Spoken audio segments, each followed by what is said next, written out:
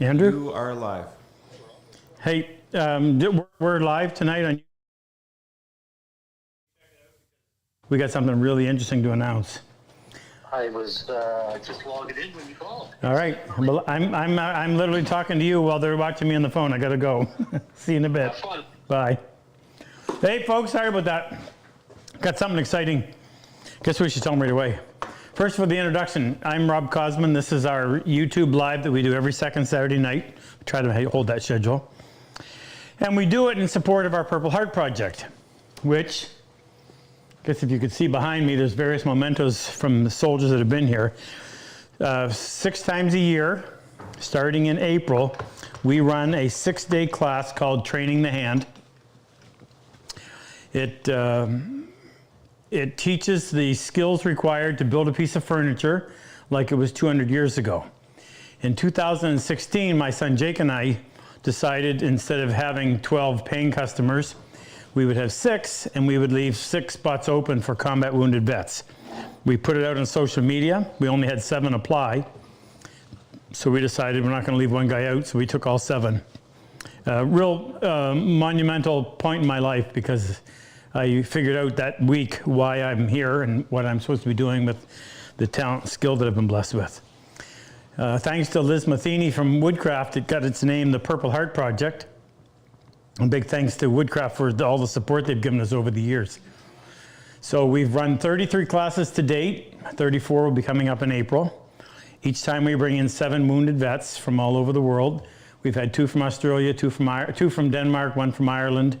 Majority are from the United States, and we have about maybe 8 or 9% from Canada. We bring them in, we take care of their flight to get them here. We house them and feed them while they're here. Every vet gets to take home about $4,000 worth of premium tools. And then thanks to the Bench Brigade, something we started 5 years ago. 5 years ago or 4? I never know. Jack Lane down in Texas heads it up. Jim Rossetti in Moncton, New Brunswick kind of takes care of this end of Canada.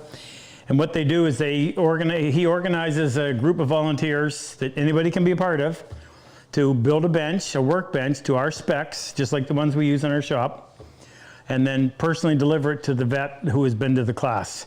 And we have delivered 170-ish, I think, to date. So that costs a lot of money to do. Last year it was $350,000 to take care of 42 combat wounded vets and go through the entire program. We are a registered 501c3 in the United States, and I can never remember what this is called, but in Canada we are a registered charitable organization. A registered charitable organization with Revenue Canada. Ken Anthony's here with us tonight. Ken is president, or I call him president of the Canadian Purple Heart Project, and sits on the board in the one in the United States. Luther Shealy is the president of the one in the United States. That Ken sits on that board, and Luther sits on this board, and they just sit on a bunch of boards. Hope they don't get splinters. Like to say thank you to Andrew Burho for my MASH hat. You know, if you know me, you know why that would be significant. I went to wear it, and it is so old. He got it from his father's collection. The date on it is 1993. I went to adjust the plastic straps, and they just literally disintegrated into multiple pieces, but it'll just sit there. So tonight is, we always have a theme. Tonight is Ask Rob Any Question. I'll try to give you an answer. And then in exchange, you get to be part of the program. And you can donate your hard-earned dollars to helping us run this.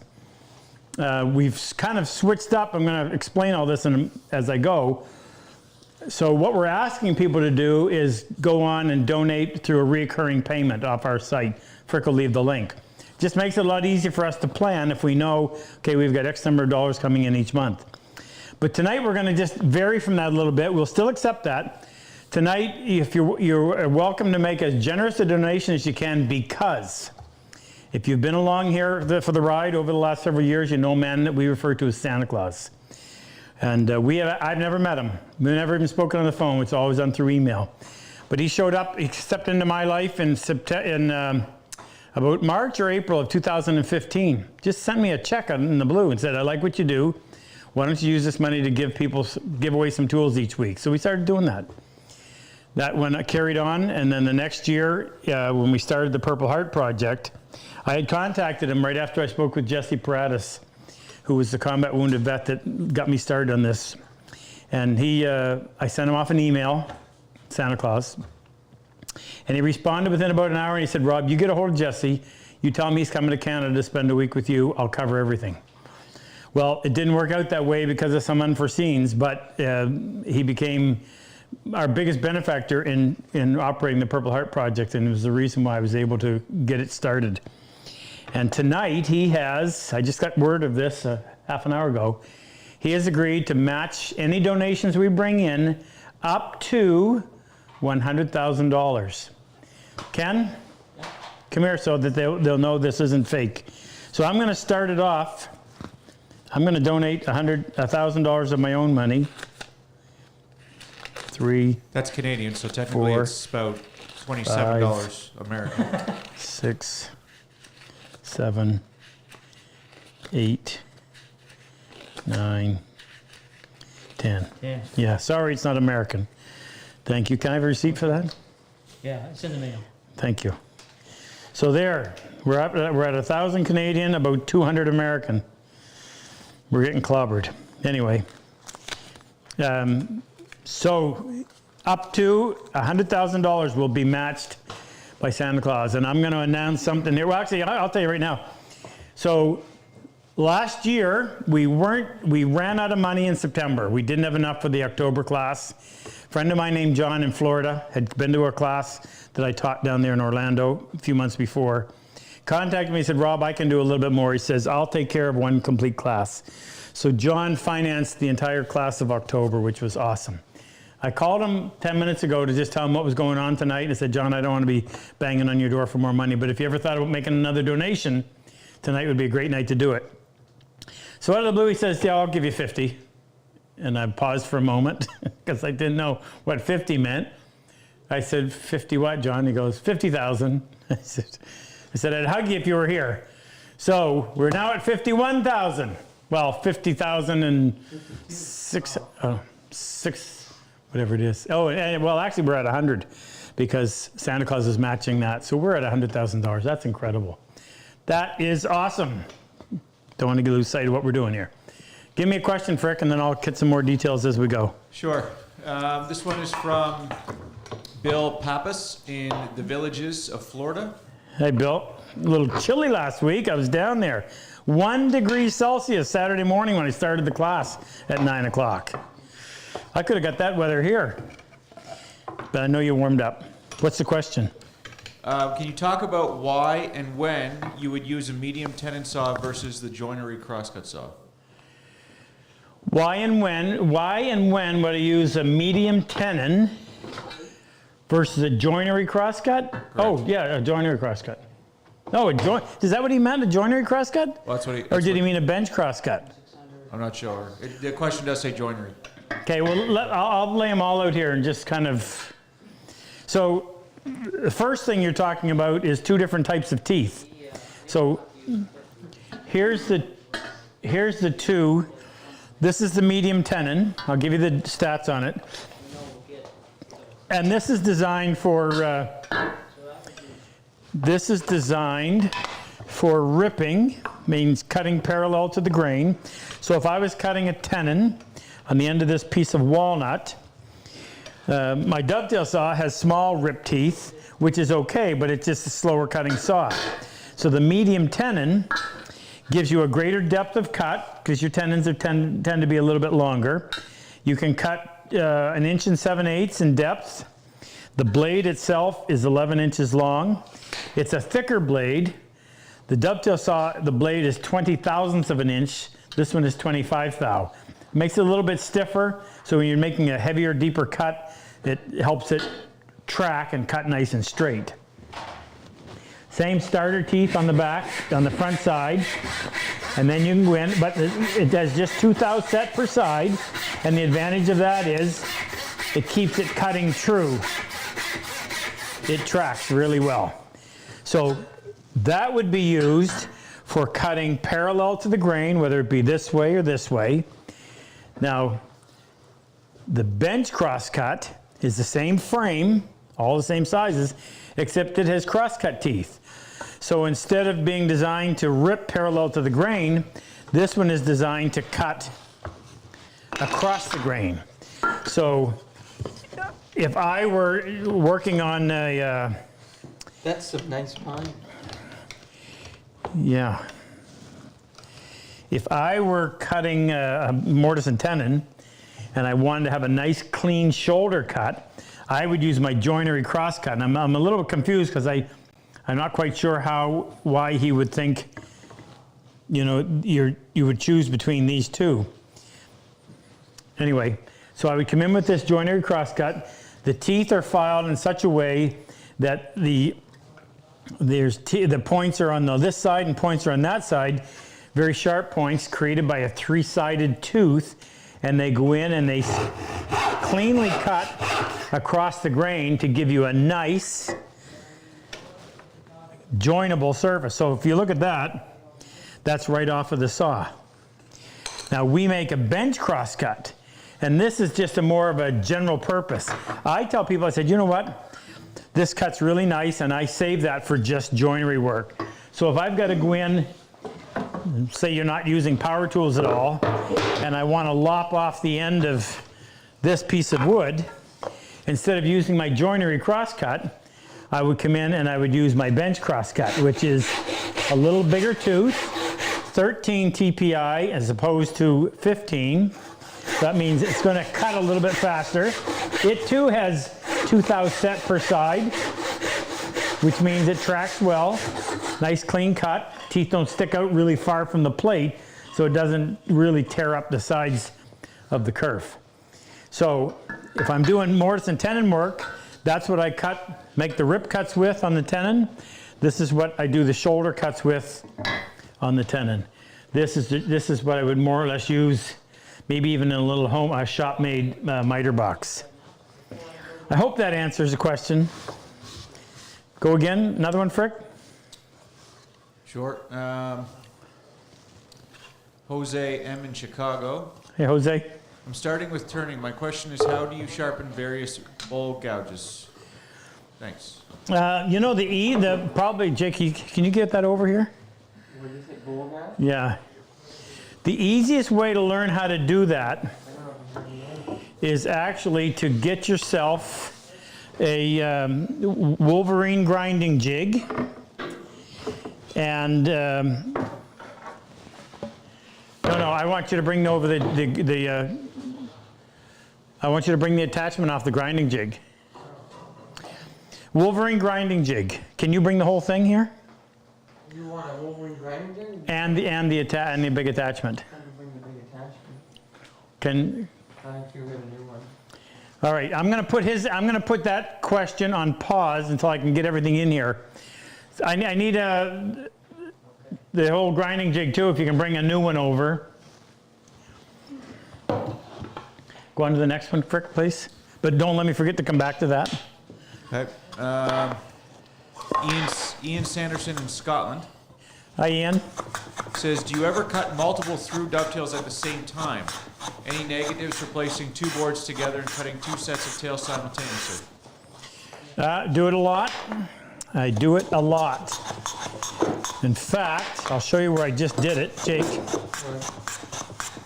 where's that little, oh, it's right here behind me. So if you're doing a drawer, you've got 2 pieces that are identically, absolutely the same. Now the example I was going to use is in there, but it's actually not a very good example, so let me do it this way instead. I'll use these 2 pieces. So here's 2 pieces of pine. We'll call these our drawer sides.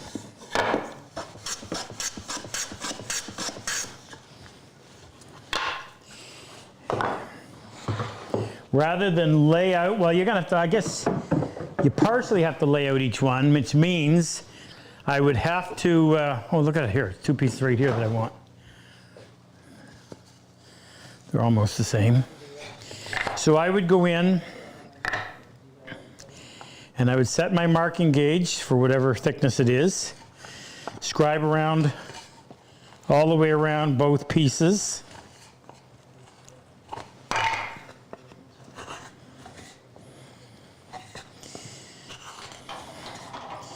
Now, instead of having to go in and lay out both, I could take these two, put them in the vise,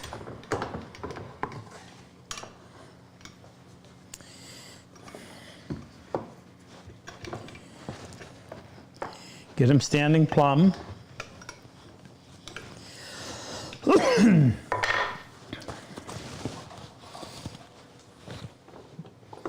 Typically, I'd use my dovetail marker.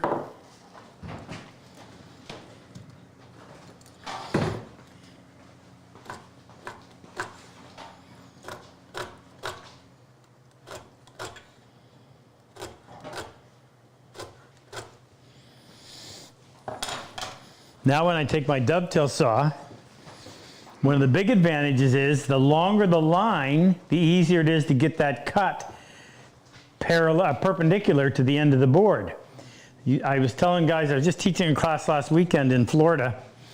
If you're trying to cut small dovetails like these, a little tiny drawer size like that, measuring 1/4 inch in thickness, the problem is you only have a 1/4 inch long line to follow to orient your saw this way so that you're actually sawing square across the end of the board.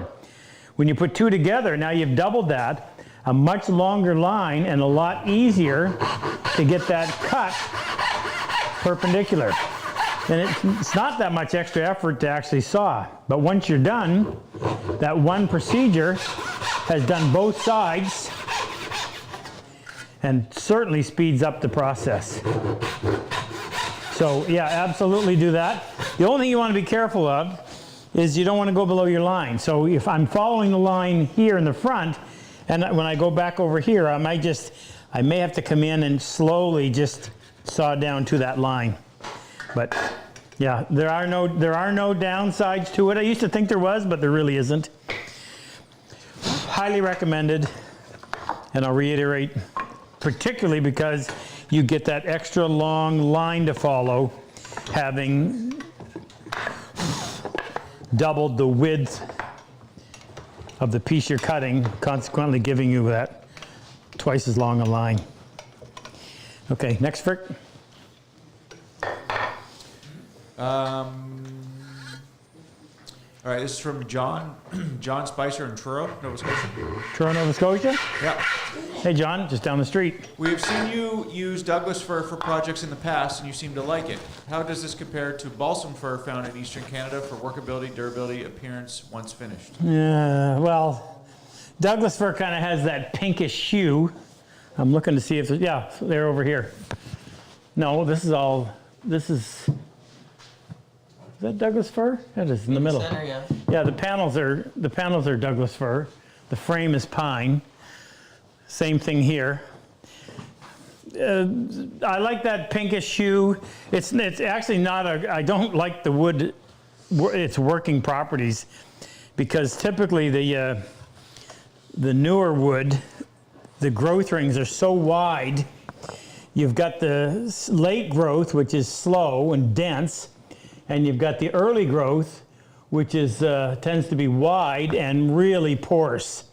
So it's almost like if you can imagine sandwiching a piece of hardboard and then a piece of 1-inch styrofoam and then hardboard and styrofoam, doing all that together. You push down on the hardboard and the foam beneath it compresses because it is so soft. And so for that reason, cutting dovetails in it is just a disaster. Doesn't matter what you do, it just fractures terribly. And as far as the eastern balsam, I mean, I've never used it, I don't think, for furniture. Mostly a construction grade lumber. But I do every once in a while. If I got a piece here. Jake, is there a piece of spruce here somewhere? Which is a lot like the fir that you're talking about. A piece of construction lumber. Can you find a piece? I just want to show them.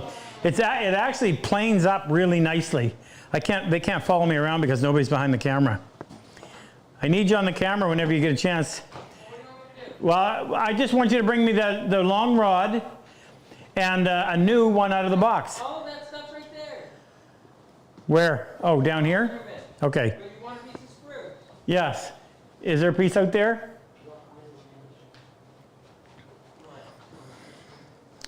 I'll put that one on pause too. We'll come back to it, and I'll just show you the one thing I do like about it.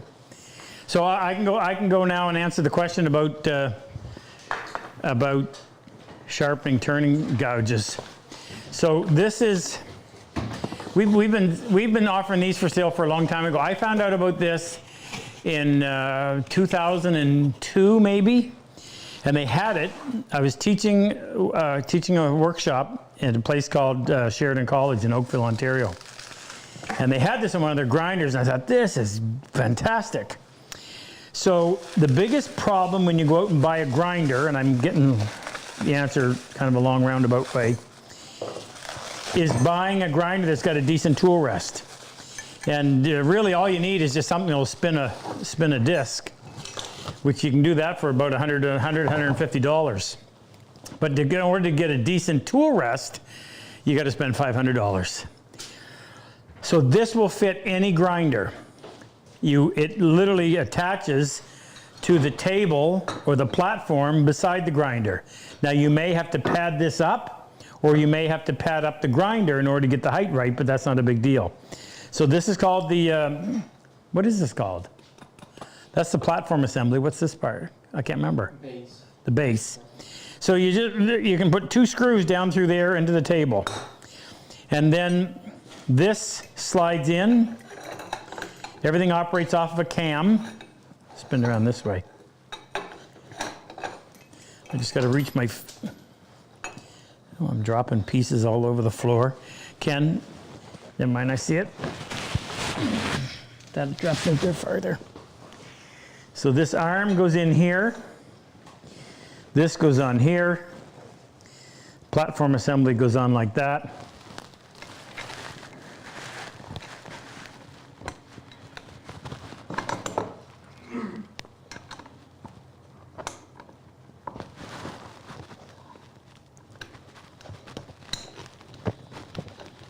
Okay, I won't sit there and tighten that. You can adjust it wherever you want. So you can take this out. Now I'm getting to your question. And you can buy this attachment. It's a long rod. It's shaped, so it'll index itself. Put that in there and lock it. And actually, Jake, do you have a gouge? Let me just grab a gouge real quick.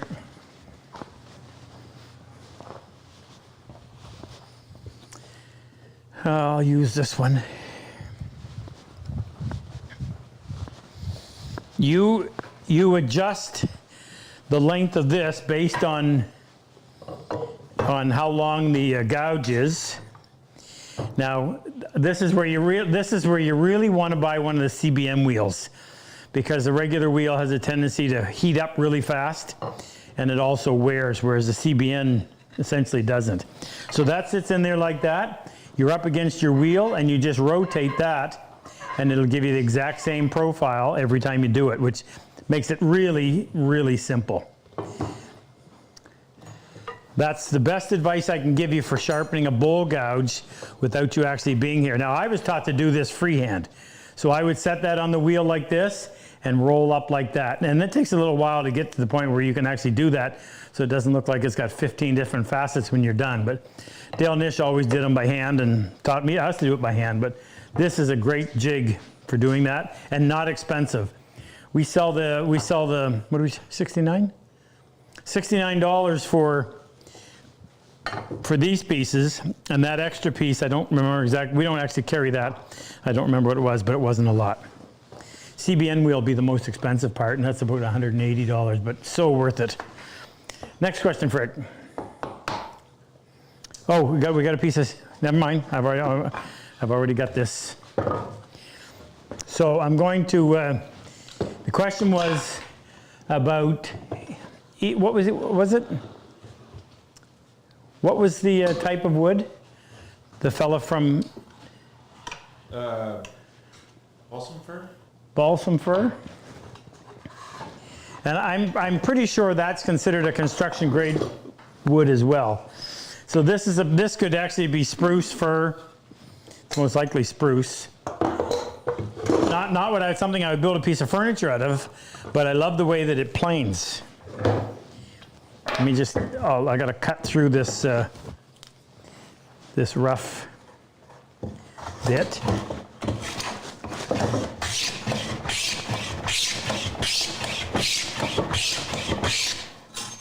And I'm going to pull the blade in.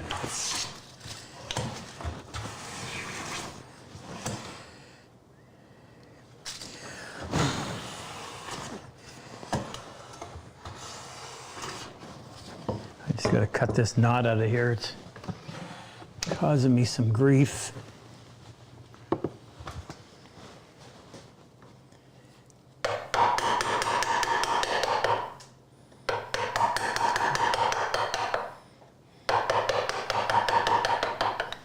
You hear that tick, tick, tick.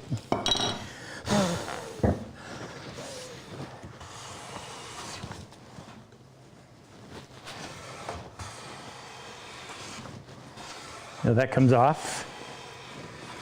Just a really nice wispy shaving. And the surface that comes off of it is beautiful too. So that's the only good thing I have for spruce when it comes to in the shop. Next question, Frick. Remember, anything you donate tonight, whether it's a one-time donation or a reoccurring, Santa Claus is going to match it up to $100,000. That's a sizable.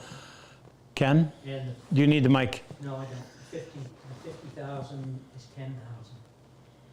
So The what? there was a misunderstanding with the 50,000 there with John. Yeah, It's 10 for the night. it's 10 For the night. for tonight. Okay, my mistake. So John has donated $10,000 tonight. Thank you, John. And my 1,000, what are we up to? Can you give us a running to keep us? 19,750. What? 19,750. Is that with the John? That was Santa Claus? Not with Santa. Oh, so we're already at 19,000 to. I'll write it down there in a minute. So it's going to be 38, right? Yeah. Beautiful. We already broke the record because our previous record was 30. Classes start, what, 2 months? February, March, yeah, just a little over in 2 months. I should read off some of the vets that are coming too. I spoke to them today in the last couple of days. Next question, Frick. Next one is from Roger Hone in Wisconsin. Hey, Roger. He says, can a planed wood surface be too smooth for a finish such as a stain, oil, or lacquer? Not according to me. But I'll tell you what I always tell people when they've come to my class and learned how to use a hand plane. Nobody makes finishes designed for a hand plane surface. Everything they're dealing with is sanded. So once you get to a point where you can start finishing from the hand plane, you've got to experiment with your finishes because they may or may not behave the same way on a sanded surface as they will on a hand plane surface. And if you take a sanded surface and look at it under magnification, it looks like a shag rug. All those little torn fibers that resulted from the grit on the sandpaper. And then you look at a surface that's been planed with a blade that has been honed at 16,000 grit. It just severs those fibers and it's just it's an incredible surface. So you got to experiment. I just want to give a shout out to a few of these. So I have the privilege of being able to call these vets that have been selected. And I'll tell you real quickly how that process takes place. If you go to, you can either do it on our site, which is RobCosman.com, or you can go to thepurpleheartproject.org to apply. Now, in order to apply, you have to have been wounded in a combat zone, whether it was a mental wound or physical wound. You have to either be active duty or honorably discharged, retired as well. You got to be able to tell your story, because we treat this like triage. We try to look at the applications and pick the ones that are most severe so that we can offer the help that we do. We're not qualified for anything. We're not qualified in any way other than we're woodworkers, and it just so happens that wood is really good and it helps people. So no promises, but I certainly have seen fantastic results. So what I want to do is just read you the names. Oh, shoot. I was going to do this, but I don't have the names. There's a few that I still haven't been able to get a hold of, and I don't want to blow the whistle on them. before they actually get it done. So I can't do that, but I will next time. We'll have notified everybody. There's still 3 I think I haven't been able to get a hold of. Sorry for that false alarm. Okay, next. What did you just put up here, Ken? We're at 19,750. Yeah, We'll keep that updated. So our haul for tonight for the Purple Heart project is at 39,500. That is wonderful. Next question, Frick. This one comes from Kevin McHugh in Linfield, Massachusetts. I didn't hear his first name. Kevin. Hey, Kevin. He says, I'm going to start building and selling Moxon vices using your kits. Would you suggest poplar or butternut? Poplar. I mean, I haven't worked. I think I have only have one piece of butternut I've ever seen, and it's a little bit light. No, I think poplar. Probably going to have a more readily available source with poplar. Next, Rick.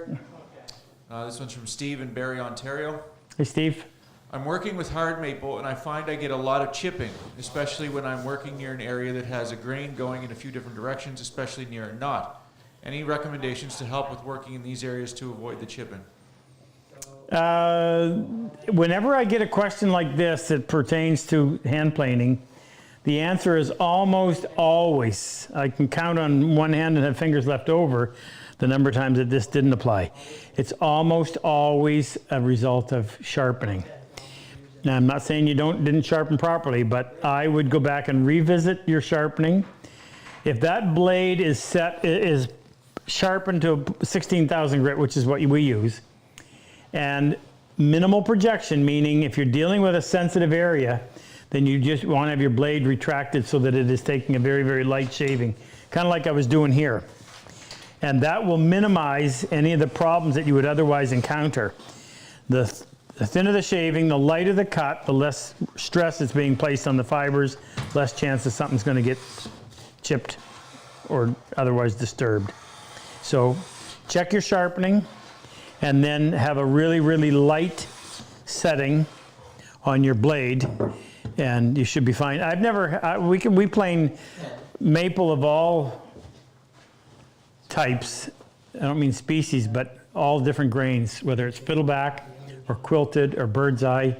And we don't even have to close the throat down with that. It's usually just a light pass with a sharp blade is enough that just turns that surface to glass. So what's that? What happened here? that's a new total. Luther's. That's a mix-up with John's. Okay, where are we now? Right there. Well, okay, but what's the mix-up? Luther didn't. One, Luther was talking to one John, he thought you were talking to, it was another John, so the John Luther was talking to said, okay, 10,000, he thought that was a John, but the other John called and said, hey, I was 50. Well, that's always good news. Jake, where do you have the camera going? Over here. Showing Well, how long you want to stay there? So you left it. Oh, can you see me? So let me bring this back.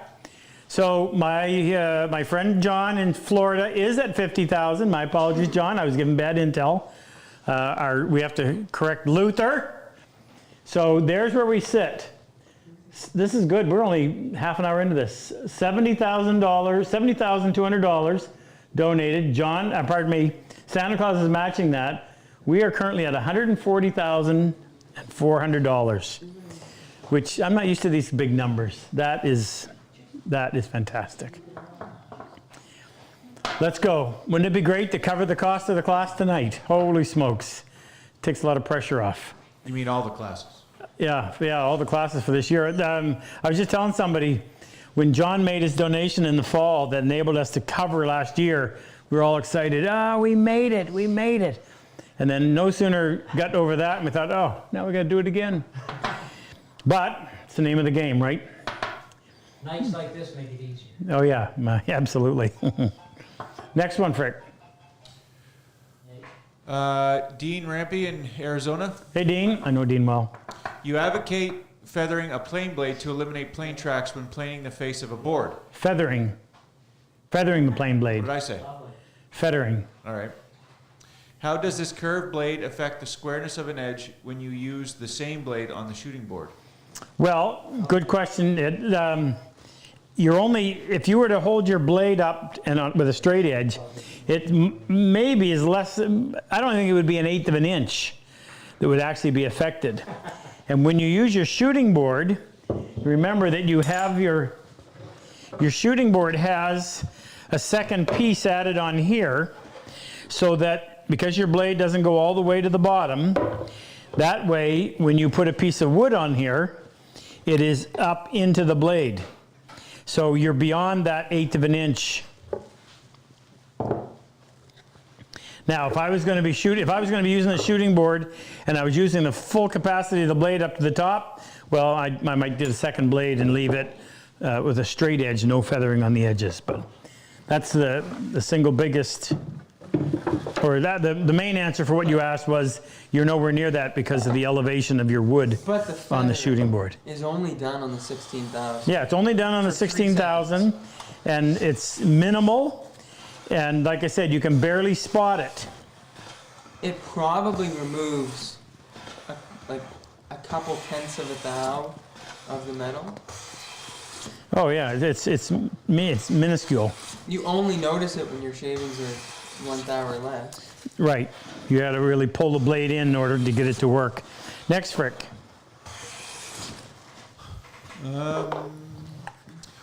Dino Biondo. in Missouri. Dino. I purchased a new number 3 smoothing plane. Should I put a camber on the iron?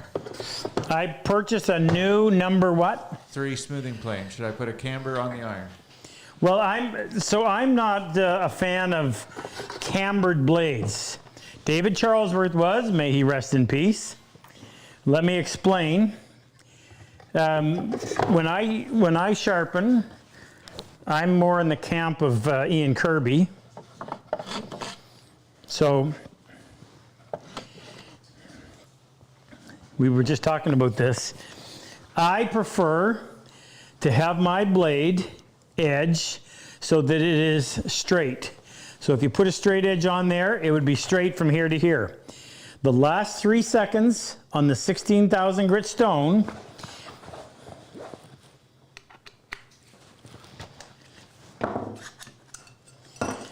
I put downward pressure on one corner in little circles, and then I switch to downward pressure on the opposite corner, little circles. 3 seconds each time. What that does, it just creates an ever so slight feathering of the outside corners so that you don't have what are called plane tracks, where that hard square edge leaves a very distinct ridge. Well, as Jake mentioned, this is only designed to work on the very final cleanup where you've got the blade pulled back and you're taking off a thou or less shaving. That's when it works. Now, what David Charlesworth would do is he would take his blade and he would purposely create somewhat of a radius, they call it a camber, a radius on the edge of the blade. So now when you're planing a wide surface, you literally have scallops. Now it's not quite this severe, but I've got to demonstrate it. You would have a series of scallops, and as they would overlap, there'd be a little point. You really didn't feel it, but David would then go in and sand to knock down those little high spots, which didn't take long. I prefer not to have to sand at all. So you can't leave the surface with a bunch of noticeable plane tracks, so you got to be able to deal with those, hence the little feathering. If you want to do it the other way, then you can put that camber on it. But no, the only camber that I ever have, and it's really, I don't think it would qualify as a camber, it'd be more than that, is on my scrub plane. And that has a radius blade designed to go in and kind of be used like an axe with a more controllable handle, where you're going in to take off a lot of material quickly to get rid of the rough exterior and to bring that blade, the surface, closer to being flat, and then go and dress it with your 5.5. So no, I'm not a fan of a camber. Next, Frick. Kyle Perrell said. Kyle Perrell, is he topping that up to even 100? He said, darn, Santa took my idea. Yeah. So. Yes, Kyle. We know. But he would have. Kyle would have been right there. He can do the next one. Yes, you can do. Yeah, 2 weeks. Save up. Those Newfoundlanders, all that fish they catch over there, he can afford it. Next, Frick, please. Chris in Toronto says, what Sean shim offset do you prefer for poplar? I think I recall you mentioning that a larger offset is better for softer woods. Which wood should we switch to the standard offset of 0.24? Well, it depends on what you're using. If it's poplar on poplar, my answer is going to be different than if it's poplar on cherry or poplar on maple or poplar on walnut. So the idea behind this was, if you're building a drawer and your sides, in this case, the drawer front is mahogany, the drawer side is aspen. Aspen and pine are probably, what are they looking on? Jenga scale, must be close. I don't think you can find the aspen on there though. So the aspen is relatively soft. That means that if I put this joint together and it's a little bit tighter than normal, the aspen will give and allow you to still put it together without splitting. What the benefit of that is, there's sufficient friction that when you drive that joint home, you don't have to clamp it. It stays tight. Is it big tooth or quaking? No, quaking is Western. I don't know what big tooth is. Eastern aspen, it's called.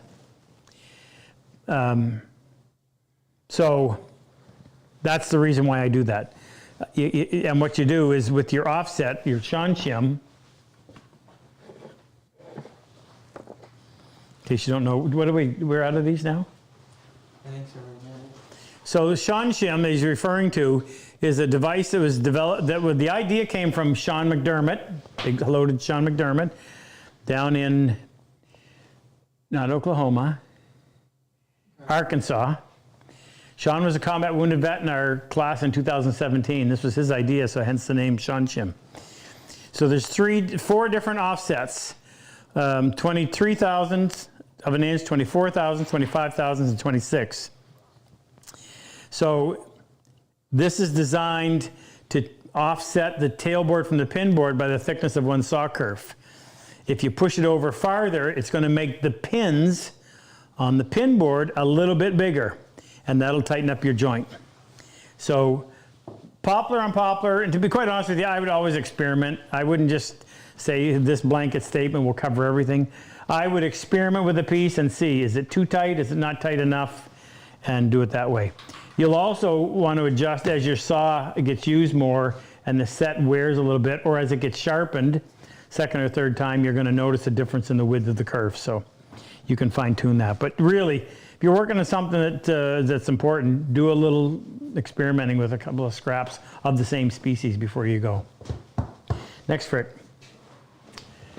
New total, we are now sitting at $72,030 from the donation side, matched by Santa Claus to bring us to a total of $144,060.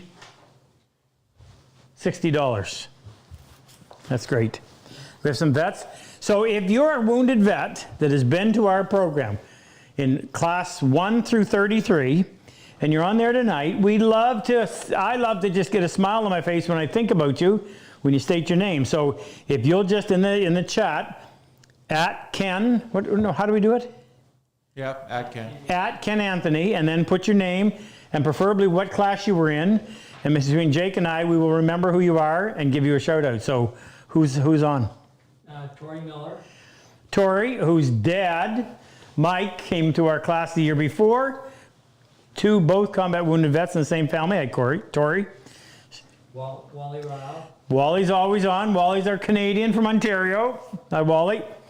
I think Wally was the first Canadian vet we had who received the Sacrifice Medal, which is Canada's version of the Purple Heart. Danny Bell. Danny Bell. Joe Wright.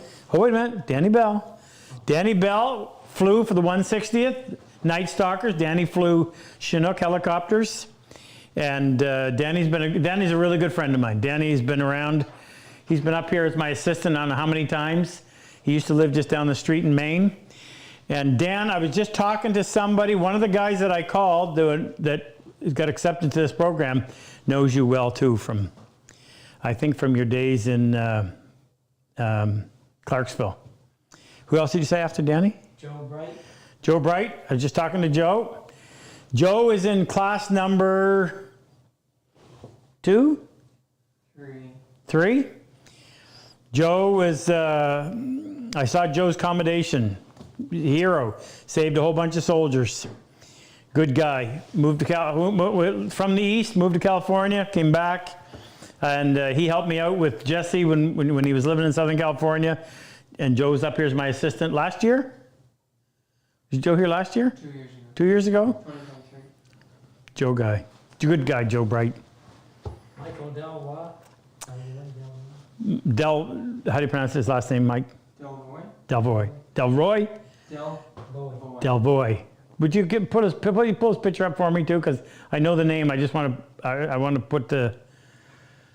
put a name to the picture. Brett Nelson's on.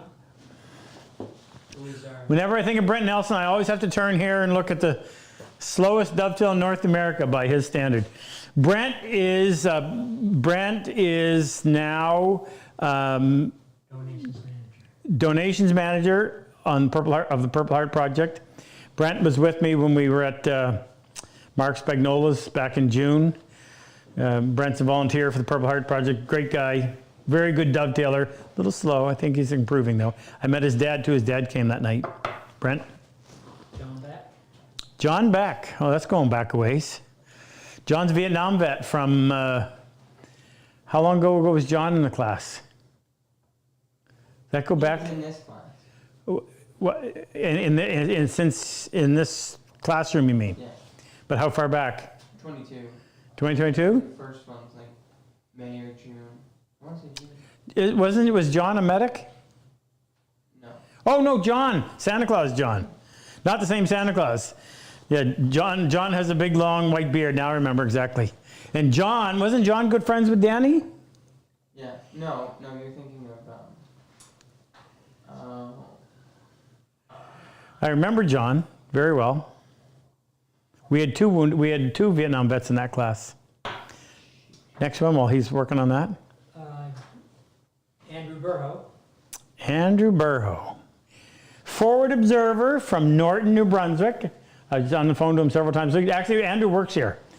Been out because of an aneurysm he had, but he's coming back around. He was here for our dinner. We celebrated our 10th anniversary.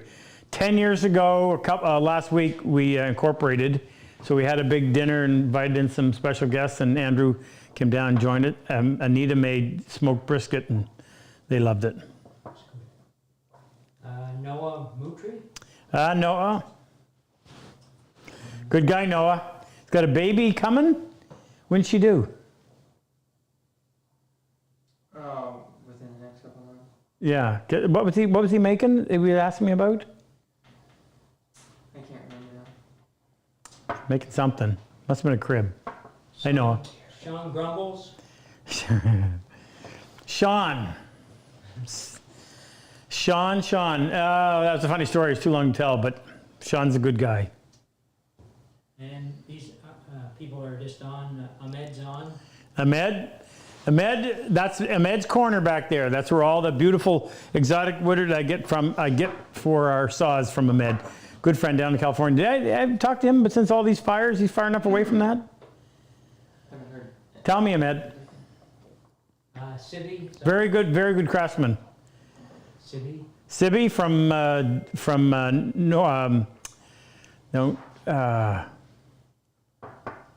not Denmark. Iceland, right? Yeah. He was a pilot. He's a pilot with Icelandic Air. He's a very good craftsman. Second only to Jack Hughes. Jack Lane is on. Speaking of Jack. Jack Lane. Jack runs our bench brigade down in Texas. Does a lot of work and does a lot of great work, and has managed to get 100 Jack, tell me if you can on the chat. 170-ish benches delivered around how many different countries? Canada, United States, Australia, Denmark, and Ireland. Big job. Thanks, Jack. Chip Hosick. Chip, I haven't heard from Chip in a long time. Howdy, Chip. Great guy. Phil Lawrence, Phil Lawrence, another great guy. Rick Elder. Rick Elder. So Rick, I don't have anything to show from Rick. So Rick was another 1/60th. And Rick's in Maine, and Rick has always been our go-to guy when a vet would come in and his flight would be delayed. Rick, on several occasions, would drive him up to the border for us and made it so much easier for us. He teaches leathercraft at the Travis Mills Foundation too, so good guy. Thanks, Rick. Craig Miller. Craig Miller. Craig Miller? Yeah, Craig Miller, he was from Clarksville. He was one of the. What, a friend of Danny's? Yeah, he was in his class with touring. Ah, yes. Craig? Tall. Is that it, Ken? Yeah, I texted him. Oh no, that was awesome. All right, next question, Rick. This one comes from the chat. Question for Rob. I'm just about to put an edge on my Cosman workbench. Dovetail torfied ash on the ends and eastern maple on the length. Oh, sorry. Okay. Now I know what you're talking about. He's gonna wrap his workbench. Now go from there, Frick. Yeah, so he says dovetailed torfied ash on the ends and eastern maple on the length. Will this be a disaster for wood movement? Both are torfied? It just says torfied ash. Doesn't say anything about the eastern maple. I don't. Well, I've seen that. I've seen both. I wouldn't use torfied against something that wasn't torfied, since you didn't specify, because the torfied supposedly isn't going to move, and the other is, even though it's not that big of a deal. But I probably wouldn't do that. Either use all torfied or no torfied. And then when I did that one, just to make sure, I only secured it on the top, because if it did expand, you don't want it coming up on top of your bench, because that's going to throw things off. So how did we do that? Do we use spline? Which one? When we did that YouTube video where we wrapped the. We used torfied. I know, but what did we do? We only secured on the top. We glue it. No, we Use a glued the whole spline. thing. You think? Yeah, we used construction, or not construction. We used that Gorilla Glue, the expanding stuff. Oh, right, because it didn't. Yeah, that's the other thing too. The torfied. Experiment with your torfied gluing it, because it doesn't glue like normal wood. So that's why we end up using the expanding glue. Next, Frick. Sean Grumbles Sean Grumbles. is donating $10 so that I'll ask this question. Oh, was he trying to be a what's that called when they do that? I don't know. A super. He said, how do you determine the gap or clearance to leave at the top of your drawers to account for seasonal wood movement? Well, that's a tough question. The way I do it is kind of by the seat of my pants, but I take into account the time of year. So in New Brunswick, right now our wood would be about at its driest state. It's cold, it's dry, so the wood has shrunk as much as it's going to shrink. This is the hard time to do this, to build drawers, because now you've got to guess how much is it going to grow. August, September, we're at our most humid state. Your wood has expanded the maximum it's going to. So if it's in that period of the year, you can pretty much make your drawers so that they just fit, because they're only going to shrink from there. If you leave too much of a gap, then it's going to shrink a lot and you got a lot more movement than you need. And of course, the opposite is true in January or February. If you don't leave enough, they can weld themselves shut. Bruce Hoadley wrote a book, Understanding Wood, and in there he gives a graph showing how much each individual species is going to expand, moving from, say, 8% to 6%, or 7% to 9%. In other words, how much movement are you going to get in your home from the driest part of the year to the wettest part of the year? And you could possibly go through and calculate all that, but I don't like to see a lot. I try to keep it at a bare minimum. We just did a little cabinet over here in the online workshop. And if Jake's takes you down, and you'll notice I got to go in and fix this because I left too much of a gap up here. And I wasn't thinking, or else I would not have left that much of a gap this time of year on there. And it just, I prefer to not see any gap, but you have to allow some. Sean. Is he still active? Yeah. Next question. Not From- from him, though. Why is only one face of the Moxon vise covered with cork? This is from Ron Davis. Well, when I put this in place, Ron,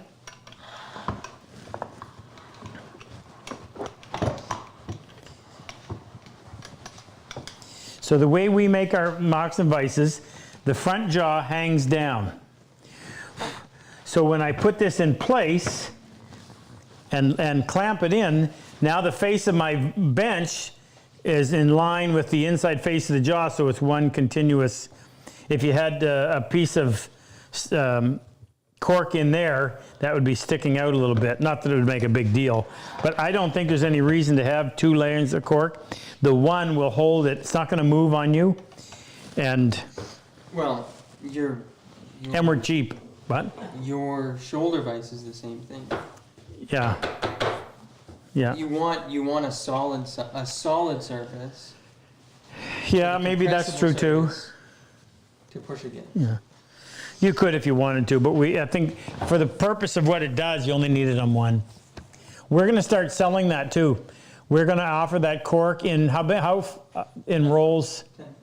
in 10-foot rolls. So 10 foot by what? 4. 10 foot by 4 inches. And I'll tell you what it's good for. And I've searched for this stuff for years. So if you're doing any veneering, this is a piece of 1.5 MDF, but if you're doing any veneering, it's nice to have a little bit of a cushion on your platen. So I could never find anything that would work, and this cork is perfect. It's just got just a little bit of flex, but it really pushes back hard. So when I'm going and veneering something, I'll stick that cork onto the platen, put that down on there, and then clamp that in place. And it helps to even the pressure out over the surface. Really good stuff. Really good. And you can just because it's only 4 inches wide, doesn't matter. You can just butt one piece up against another to make it as wide as you need. And it's not that expensive. Good stuff to have. Next question, somebody. No, you're good. Your turn. Do you want to give an update on Bo? Got a few of those. Yeah, I will. Ken, do you have an update on the No? donations? Okay, so Bo, we should have Bo on. Here, he should be on. Bo is at the Stan Cassidy Rehab Center in Fredericton, New Brunswick. I stay with him tomorrow night. When was I last with him? Thursday night. Somebody, either my wife or myself or my daughter Kenzie, one of us is there round the clock with him. So here's what he can do. He has control of his both biceps, so he can raise his arms. He has no control of his tricep yet. So raise his arms. In fact, I hooked up some exercise bands at the bottom of his bed, and I strapped them on his wrist so he can sit there and do curls to strengthen that bicep. He can rotate both wrists, but his hands kind of go like that. There's not a lot of control. However, the other night, I said, Bo, see if you can do this. So I put a grape in his hand. He was able to hold it enough, and he got it into his mouth. So grapes, blueberries, he can actually feed himself, and that was a big plus. Yesterday he told me when they were doing some work on the exercise bike, so they strapped him to a bike, and then they electrically stimulate the muscles, and there was actually some movement in the legs somehow. So that was another big plus. Just quickly for those who are watching for the first time. Oh, they don't know? So on October 12th, Bo was driving home from here. We were having a Thanksgiving dinner on his motorcycle. Somebody backed onto the road and clipped him. He was going about 50 miles an hour. He went down. He and the bike slid underneath a parked car. He went in first, bike came in behind him. He fractured 15 vertebrae, suffered a severe spinal cord injury. He broke his left femur. He crushed his right ankle. They took him to the hospital with a piece of tailpipe from the car that went in his groin down to his knee. Had to be cut off the car and removed at the hospital. So he was ICU for 8 weeks, and he's been in the rehab center since. Very prone to pneumonia, and bladder doesn't work like it's supposed to yet, so a lot of urinary tract infections. But the good news is we managed to get 2,800 calories. My wife got 2,800 calories into him the other day, which was a record. Getting him to eat has been tough, trying to control the weight loss. So hopefully the next time he gets weighed, he'll be on the way up instead of the way down, because he was in a very muscular 165 and he went down below 120. So what? Update. New update. So we are now at 74,400 in donations, matched by Santa Claus, to bring us to a total of 148,800. Awesome. Keep it going. Next, Rick.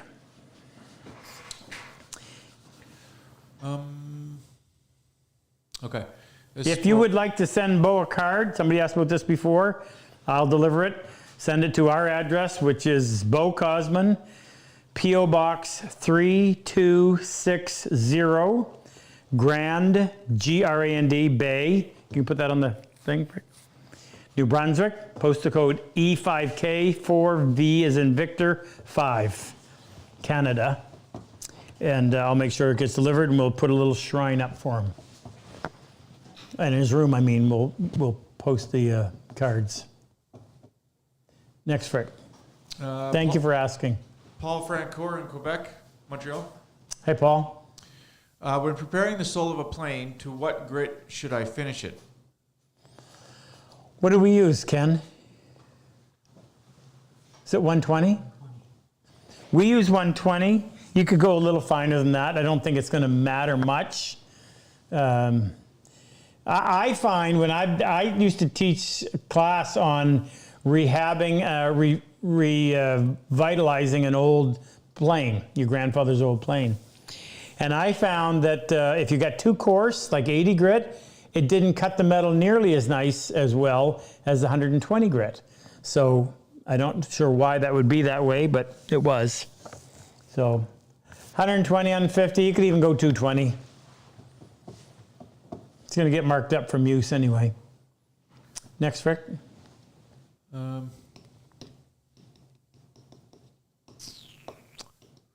running out of questions? Yeah. Really? Well, Luther's here, right? So he's doing the ones in the chat. Well, tell him to Do you have funnel any them update through on so your we hand can. plane? Huh? Any update on your hand plane? No. I knew that was coming. Well, it's in progress. We might have one to show you here. No, we won't. We're out of parts. Well, it's a project that has a lot of moving parts, and it's complicated, but we are a lot closer now than we were a year ago. Best I can tell you today. All right, this Fred. one comes from Anthony Steventon. Says, Hi, Anthony. How thick can I resaw veneer and glue to MDF without having any movement or problems? You know what? I really don't even understand this. I mean, we know that if you leave wood in its half-inch thickness, it's going to expand, and you're not going to stop it. And yet, we make plywood out of multiple layers, literally cross-grain all the way through, and it provides stability. So that's a odd one. I'm only guessing at this. I wouldn't go an eighth of an inch. But if you're making your own,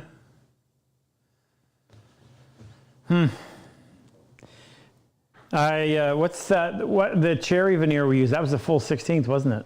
Yeah. So we've used thick cut, 16th inch thick cherry veneer, glued to a substrate like MDF, which doesn't move, and we've never had an issue. So I know I can safely say you're safe with 16th inch. I'm not sure I would go to an eighth of an inch and expect that same level of stability. That's not a very good answer, but it's the best I can do based on the fact that I don't understand why we get away with any thickness not moving. I got a question from John Adams. John? Where's John from? He's from Denver. John in Denver. John Denver. He said, when would I want my plain throat to be near wide open, half open, or anything other than very near the blade for tear? I only hear you mention closing it down. Yeah, it's function only the closing of your throat, which, and I'm sure there may be a few people out there that aren't understanding what we're talking about. So I'm going to take this. So directly ahead of the blade and behind this part of the sole, there's a gap where the shaving comes out. We refer to that as the throat. If you move the frog assembly, this whole thing, if you move it forward, I'll demonstrate how. So this is on a bedrock style plane. So I've got we've got Jake's conversion kit in here. So we have 3/16 Hex socket. hex socket. So I'm going to loosen that one. There's 3 screws on the back side of this plane. Loosen that one. That allows me to use the center screw, and that will move the entire assembly forward, or it'll open it up. Well, once you open it much more than the thickness of the shaving coming out, it doesn't really do anything. So its only real function is in controlling tear out by putting pressure on the wood fiber just ahead of the blade. What happens in a situation where the wood tears is the grain changes. So you're planing this way, the grain's facing like this. The blade catches this fiber, and in the process of trying to cut it, it lifts it and separates it from the fiber below. So you get a torn area.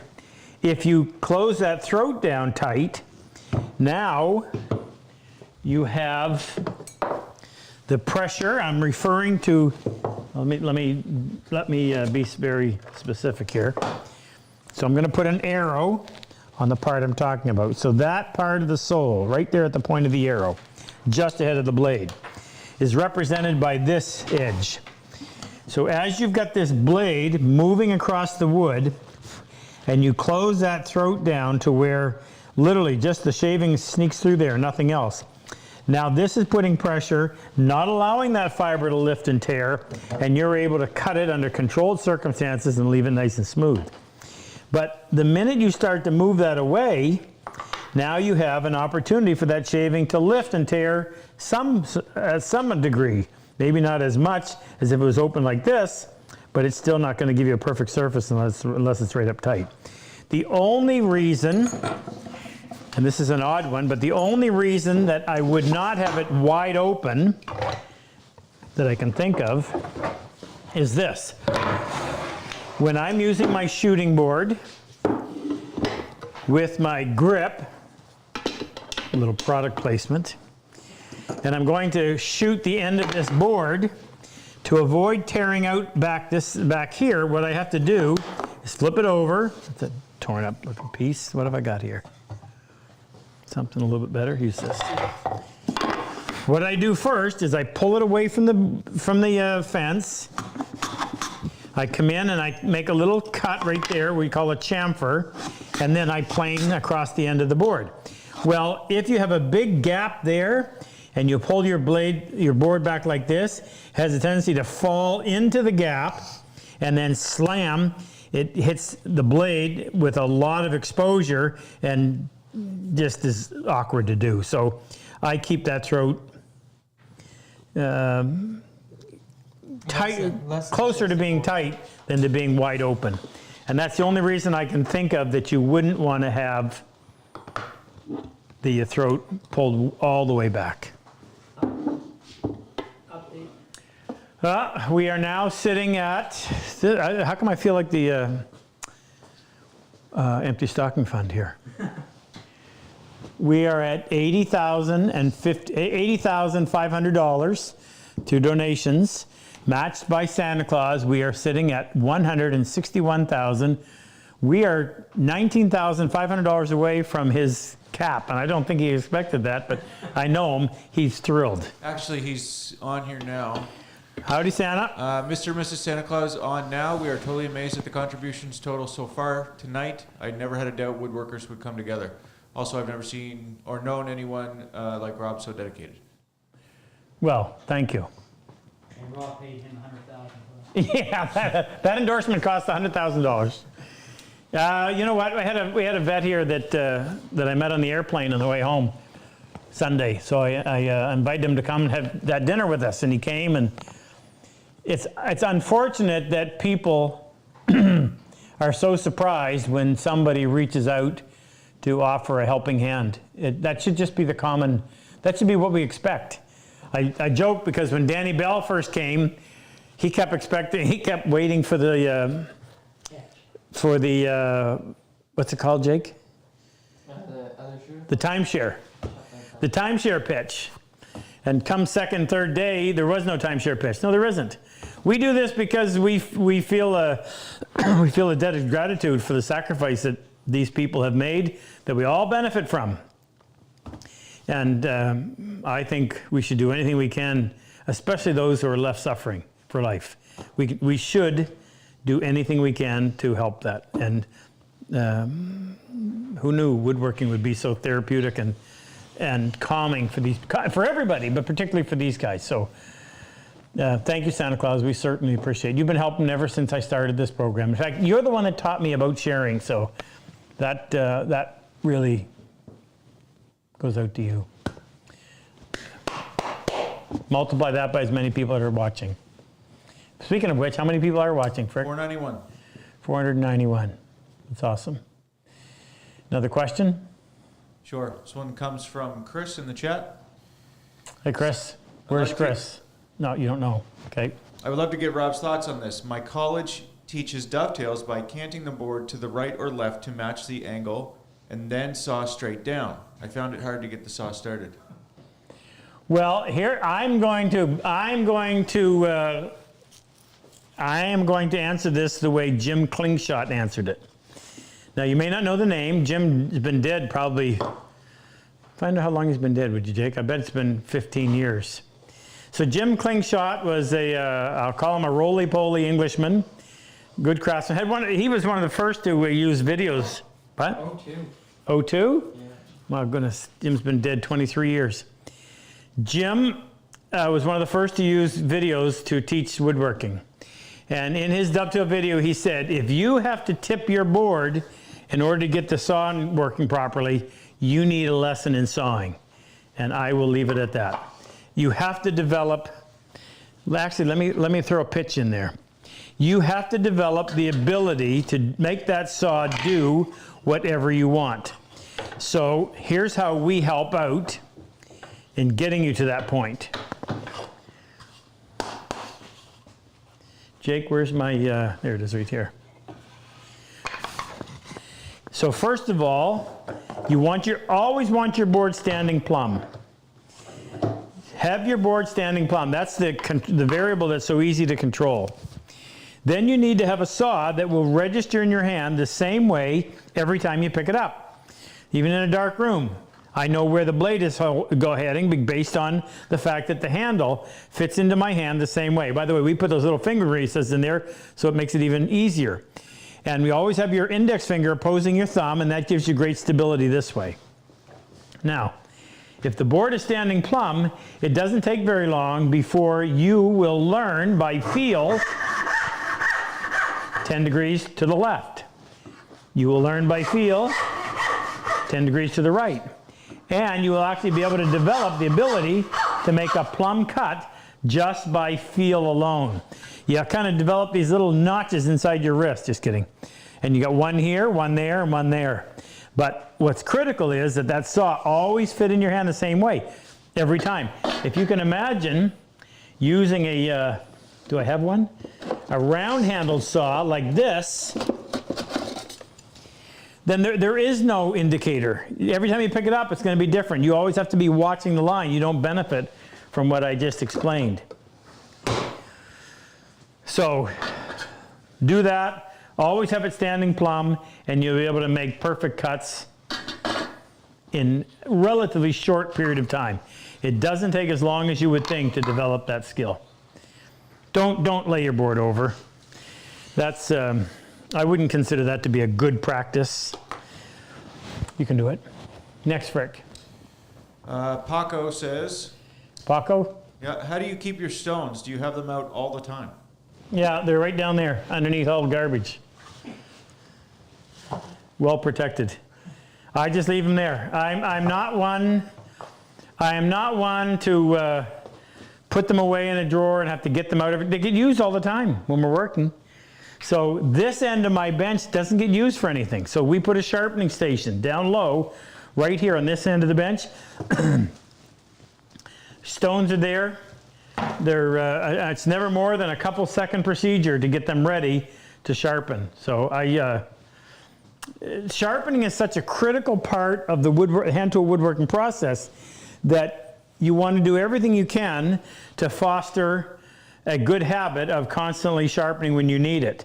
If sharpening means finding a flat spot somewhere that isn't cluttered, look around my shop, and then cleaning off all the gunk from the last time you used it, or gathering up all the pieces, you won't do it. But if it's right there and I'm working right here and I'm 3 or 4 steps away from a sharp edge, you'll get into it. Next, Frick. Ron Davis wants to know if beeswax can be used to put on the bottom of a plane sole. Well, you know, there's a store that sells a beeswax, and I find it's way too sticky. It's gummy. So Kevin Burris, friend of mine, Army EOD, Kev came to the class and he had this. And I thought, wow, that is such a good idea. So it's a little, it's got a cap on it. There's the ones that we sell now look like. It's called RobCosman Plain Magic Wax. Shouldn't it say Magic Plain Wax? What did it say over here? No, it didn't say anything. Anyway, we worked with a guy, oh, the dog chewed this one. That's why the holes are in it. We worked with the guy who makes this. How many times, Jake, before we got the formula we wanted? 4.5, almost 4 3/4. 4 times. And what we were looking for was something that was hard enough that it wouldn't cake, but soft enough that it would leave a little bit of a film. And when we finally got it, it was great. And we sell a ton of these. It's a nice little convenient container. Sit in your pocket or in your tool tray. Works great. And what a difference. You're planing and you feel that resistance, put that wax on there and boom, now all you're doing is pushing the blade through the wood instead of pushing the plane over the wood. Next, Frick, please. Bill T says, Hey, Bill. sometimes my plane cuts a ribbon that comes out of the throat like a sheet of paper. Other times the shaving comes out like a roll of paper. Why? Does it matter? What determines one versus the other? I don't know, but I'll tell you what, I was at a wood show one time. Can't even remember what the wood was. I don't know if it was the position of the chip breaker or whether it was a piece of wood. But every shaving I would take, this shaving would come straight out, literally just shoot right out of the plane, and it wouldn't curl at all. It just came out and it would flutter like this. Big long ribbon. It's the coolest thing. Only ever had it happen once. I know some woods will curl really tight. You reach down in there and it's like you pull out a little stick of wood, but it's a little tightly wound up section of wood. So I don't know. It could be the thickness of the shaving. It could be the wood, the grain in the wood. It could be where the chip breaker is in relation to the blade. Is it causing it to instantly curl around? Don't know. Do not know. Big shout out to Angie. Angie and her sister Lynn do all the packaging of our Purple Heart t-shirts. Been a part of it for how long, Ken? Oh. 6 years? Yeah, at least. Wow. 6 years. And that's Angie right here. Probably need to get an updated picture. Yeah, you do. And there's my, we call this a snowball? What do you call this? Hello. A what? Snow globe? Andrew brought me that as my belated Christmas present. Next, Frick, please. David Bretwich in the chat. Hi, David. My 5.5 is not perfectly square on the side. How bad is still okay to use on the shooting board? I have to deflect the blade a lot to make it work. Shooting board is square. Yeah, that's the, Rick Irvin works here, and that's what Rick does. He squares up all the planes that we sell. It's when your plane is sitting on your shooting board, it's beautiful if it's nice and square, because then you can leave your blade parallel to the sole and you can go from planing to shooting and not have to go back and readjust your blade every time. If the side of your plane is not square to the sole, you have a certain amount of lateral adjustment here where you can move the blade one way or the other and you can get it squared up. Now the only way to check it is to actually go in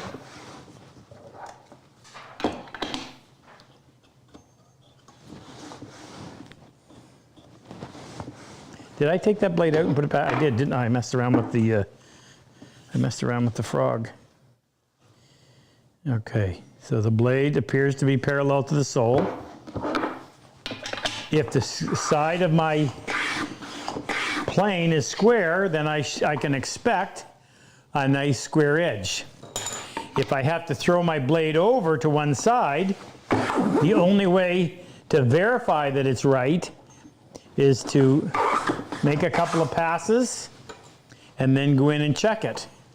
And that one is out because I threw it over to one side. And then you got to play around, come back, forth until you finally get it, so you're producing a square edge.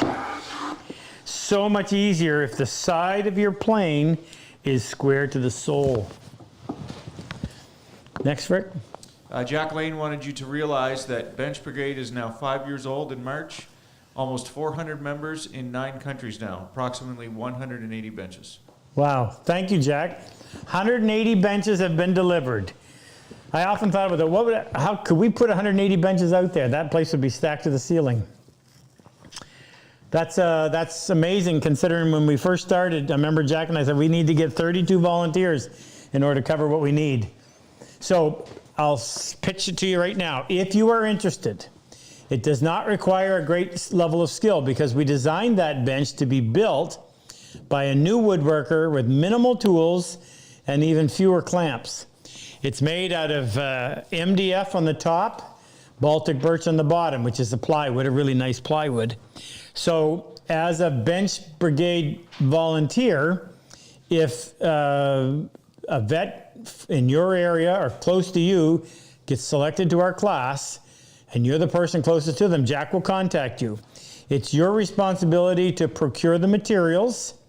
We will send you the plans, the video, the vise, the Schoberg vise that goes on it, and the bench dogs. So we cover the real expensive parts. Most guys go out and just tell their local supplier what they're doing, and the stuff gets donated. You go ahead and build that bench. And hopefully you have the opportunity to deliver it in person and make that connection with the local vet who's receiving it. If you are interested, we are always, Jack tracks everybody so we know where we have people so we can find them and hopefully get them nice and close to the next vet that comes from that area. How do we do this? How do we do what? If somebody wants to be a part of it, how do we? They contact Jack. How? No. I think there's I think there's information on There's a the link website. on the website. Yeah. Which one? On the PHP. So if you go to the thepurpleheartproject.org website, you'll find a link to the Bench Brigade, and you can notify Jack. He'll get in touch with you immediately, and you will be on the team. Okay. Next. 2 things. Yeah. Paul Francois, longtime customer. Yeah, I know the name. Quebec, says he would like Hey, to Paul. double his savings from his recent buying spree on our 10th anniversary sale. Which would you prefer, a one-time lump sum or spread over a monthly donation? Okay. What do you mean spread over a monthly? Oh, you mean a monthly donation coming in? Do we want to? Well, let's do the. What do we want, Ken? Would we rather have a lump sum donation, or would we rather have it spread out on the monthly reoccurring? Tonight? Yeah, he's just Oh, 'cause he saved a lot of money on the sale. Santa Claus will do the match tonight. So Oh yeah, Paul, right? No, because Luther's calculating anybody that does a reoccurring payment, Luther will add it up for the year and it'll apply. do the recurring then. Do the recurring. I don't know why we say that, but do the recurring. That'd be good. Dr. That gets Jeffrey, you, that, Paul, that makes you feel good every month when you see that go in. You know somebody is feeling better because of my donation. That's the way to do it. Dr. Jeffrey P. O'Connor is on.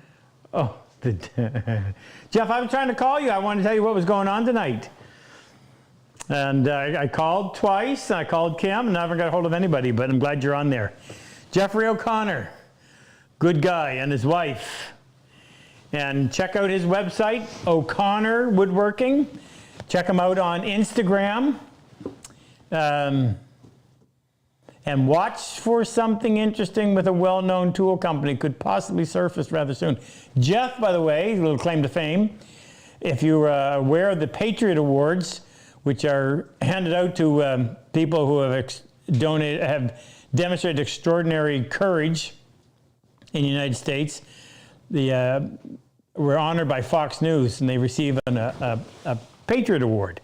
And this time it was a flag on a platform, and individual craftsmen made them. And Jeff was tasked with making, on part of the flag, there was a blue section that was stabilized, resin impregnated and dyed blue curly maple, and Jeff did all of those.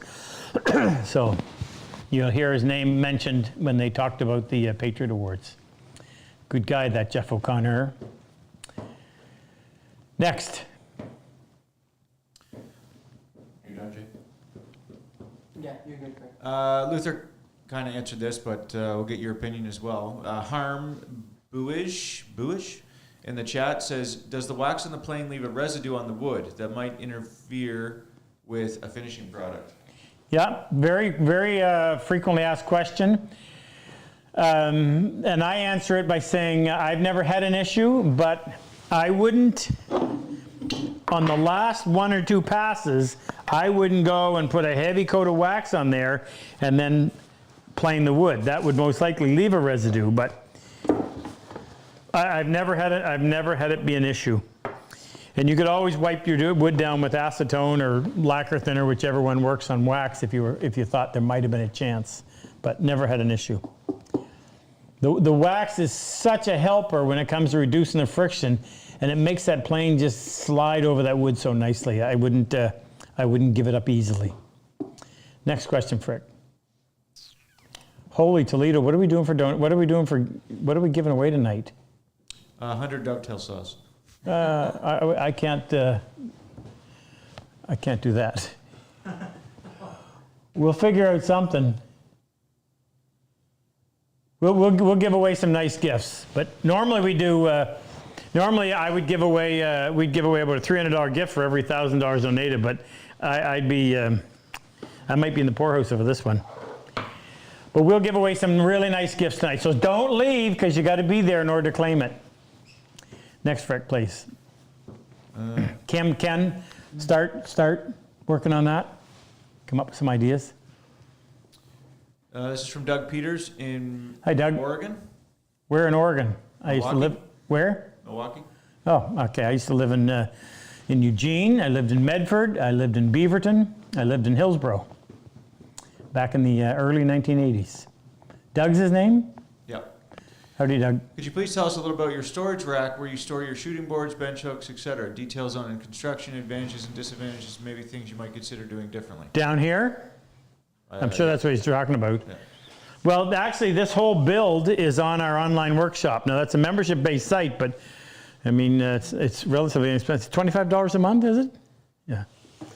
Yeah, the only thing I would have done differently, so on the very bottom, Jake, you're going to get the camera and come over? On the very bottom, so that it wouldn't mark it up, I put, let me just blow some dust out of there and see if I can't make it so you can see it a little easier.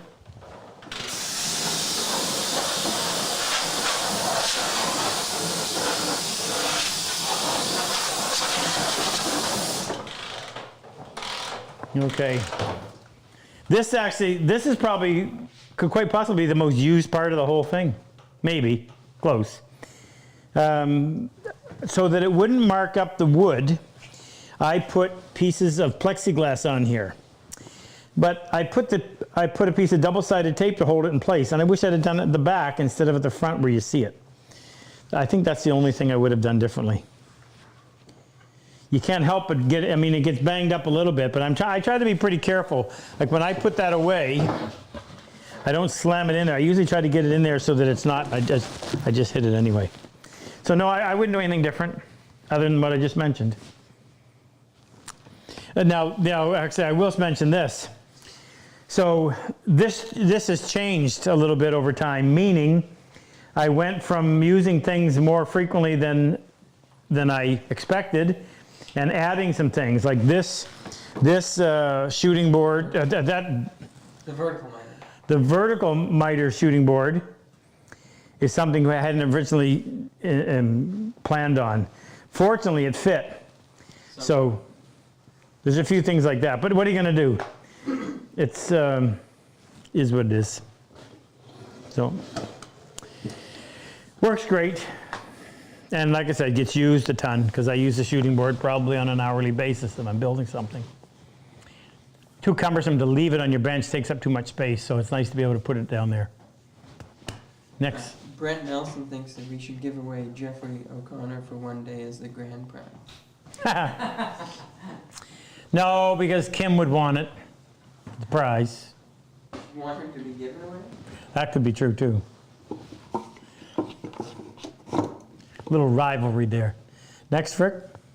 I'm looking. Coming up short here. Coming up short. How many people do we have on? 504. 504. Yeah, you know what? Can I? Let's take it. Jake, get your. Dude, can you just? We've had a lot of comments. They're just wondering how the tariffs and stuff will affect prices, or if they're going to increase quite a bit, or what you have planned there. We are fairly confident, but we are running tests right now that those won't impact consumer purchases of our tools. We won't let it impact you. If we have to eat 25%, we'll eat 25%. We won't let it impact you. And as far as my position, Canada should have been taking care of its border all along, and this wouldn't have happened. We've allowed people to come in unvetted, and you've got a huge border between Canada and the United States, and you can cross through the woods anywhere. So I don't mean to get overly political, but I have no problem. The American president, his first responsibility and duty is to take care of his own country and his own people. And ours should be doing that here, but it will happen soon. We're getting a new one. But yeah. Can you carefully wheel that over? I'd like to show that off. We haven't shown it in a long time. Jay, can you give him a hand? So what I want to show you, we built a tool cabinet with the intent of using it as a Purple Heart fundraiser. We have not been able to come up with a way of doing it. I didn't want to auction it off because it's going to be expensive. There's $7,000 just in tools alone, never mind the cabinet. So I wanted to raffle it off, and then some guy who could only afford a $50 ticket would win it, and I thought that would be fantastic. But that's not the case. It's such a heavily regulated, I guess it's gambling, process that we have not been able to come up with an idea. So it sits here under a blanket waiting for somebody to do something. I just wish we would have been able to solve the problem a little sooner. But I just want to take the opportunity when you're here to show it off. And if anybody gets really thrilled about it, they can text me. So I don't know where the idea came for this, but everybody likes tool cabinets.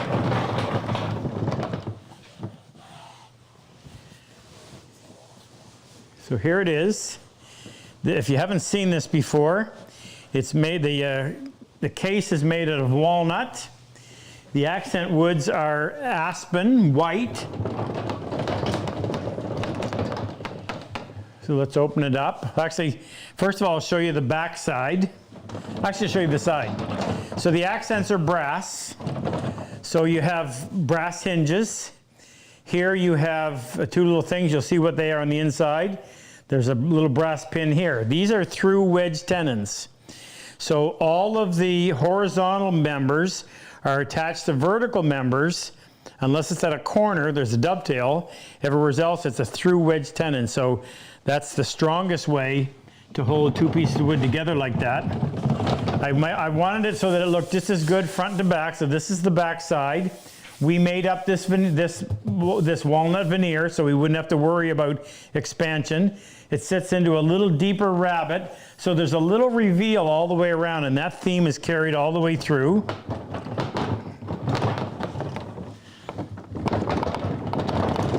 The drawers lock. Let me open it. So you got a little, how to pronounce that, Jake? A little brass escutcheon. So you open this up. Now, there's a little spring-loaded, what do we call this? I don't even know a name for it. We invented it. So that threads in there like that to keep that door from closing on you when you open the tools. This is hinged.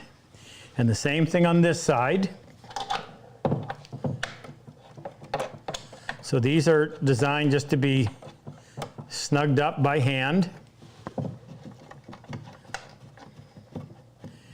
I'll start on my left side. So these are maple burl. You're standing in the way. Am I? Maple burl handles, and they're held in place with magnets, but the magnets are installed from the back side, so you don't see any ugly magnets on the front. So they sit in there like that. And then same thing with your squares. The magnet is in behind, so you don't see it, but it securely holds, in this case, the little 2-inch square. Same with the 6. You've got your steel rules. You've got a 12-inch rule over here, a 6-inch over here that sits down into a little slot. You have your Kerf X10, sits into its slot. You've got 2 marking gauges. You've got your mortising gauge back there. Your mallet sits in and it's leather lined on the bottom to cushion it. You've got your 12-inch combination square in the back side. A little bit inconvenient in that you have to remove this to get at that, but that's not used a ton. And then here in your center section, you have your rip saw. You have your cross cut, and they fit neatly into that little sleeve. And then there's a little brass stay on there that keeps that from dropping down. Up here you have your dovetail, your joinery crosscut, your medium tenon, and we installed them so that the most commonly used one would be the easiest one to access. If you have to get at the others, well, you have to move that one too, but that's the one that's going to come out most. You've got your hammer, little light 12-inch hammer, because if you need a bigger hammer, you need better dovetails. I'll drop down here for a second. Shoot, this is the, this is supposed to be in there. I need to order another one of these so we can put it in. This is your little Lee Nielsen router plane. This is a drawer bottom plane. This cuts the groove that you put your bottom of your drawer in. And then over here you have your 3/4 inch shoulder plane. Here you have your block plane. Here you have your 5.5. All the planes sit on a leather surface, so it's just nice and quiet when you set it in place. Now you want to be able to lock your drawers. So right here you have the little adjustar. This was a device that we developed several years ago that makes adjusting your planes so much easier. This is a small one for the smaller planes. So if you spin this counterclockwise, pins drop down that lock these drawers. So when your doors are locked, your drawers are locked. And then spin it clockwise to pull it up, and now you have access to your drawers. Each drawer has a little tray, removable tray with some cute little dovetails with a little different configuration. What this does is it doubles the capacity of a deep drawer. In other words, you'd lose everything on the bottom as the contents increase. This way you get to a little better utilization. So that one's got 2 divisions. This one has 3, and this one has 1. Do you know what I just realized we don't have in there? What? The 6-inch combination square. No, didn't have room for it. So over here, we have a fret saw and a coping saw. And this is the grip that goes on the side of your plane. And I had to have something magnetic to hold it. So what I did, down here, if you look real closely, in 2014, the Canadian quarter, it was commemorative for veterans, and this is the poppy.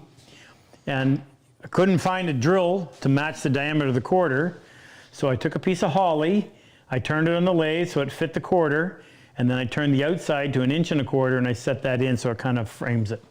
So let's get this on here right. Where is it? There. Over here you have your winding sticks, you have your brace, you have your fish brad point bits, you have your flush trim, here's your drill thanks to Ernie, your rubber mallet, and all of your bits over here. These are all brand new. And then when you're done, you've locked your drawers, you undo this. Try to stay out of the way. Huh? Try to stay out of the way so we can see. Well, I'm not Vanna White. I don't have the ability to do that. The last thing to show you is, so when this door closes, there's a strip on here. When this door closes, and then this one closes on top of it, it prevents this one from opening, so that one lock takes care of everything. Someday this will find a home, and the money from it will find a good use, bringing combat wounded veterans in to spend a week with us. Any questions pop up, Frick? Yeah, one from someone named Lynx. Links? Yeah, what's the coarsest panel saw you would use for ripping lumber rough, but not horrible? Oh, so when you say coarse, he means teeth per inch. Ours is 7.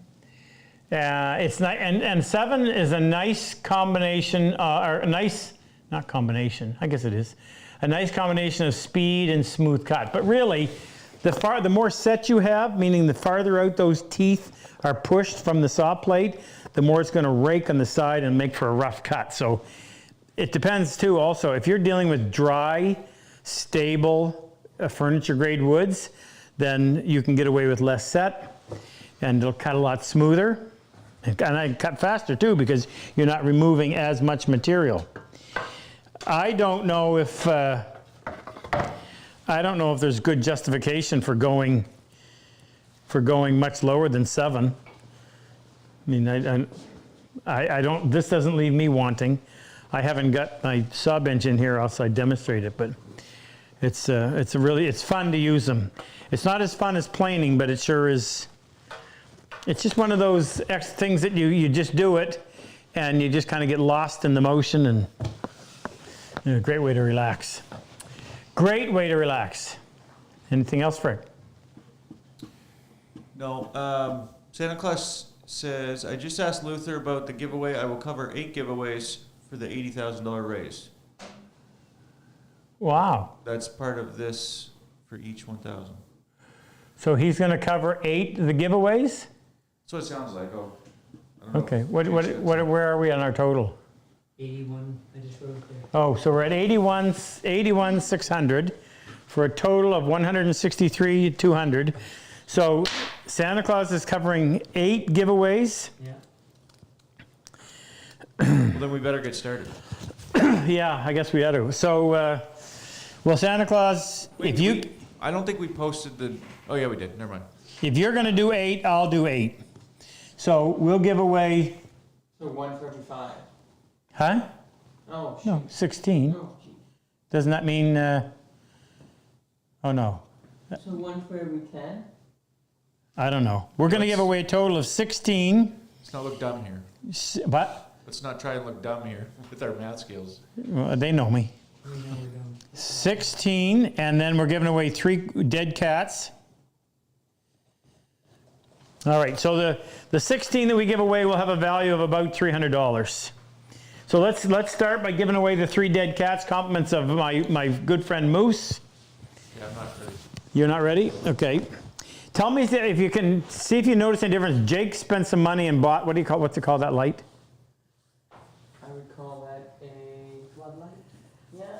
an expensive light. And it's supposed to provide horizontal light so that it takes away some of the shadows. So if we look that much better on camera tonight, then you know why. Let us know what you think. Is there anybody else I'm forgetting? Big shout out to Luther. Luther's on tonight. He and Santa Claus pulled off this masterful, wow, this is huge.